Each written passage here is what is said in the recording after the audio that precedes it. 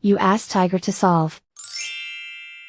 This deals with linear equations with one unknown. The final result is x equals -4/9. Let's solve it step by step. Simplify the expression. Simplify the arithmetic.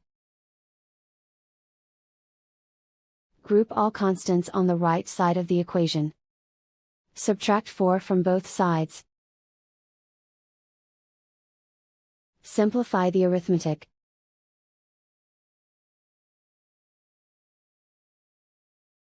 Isolate the x. Divide both sides by 9.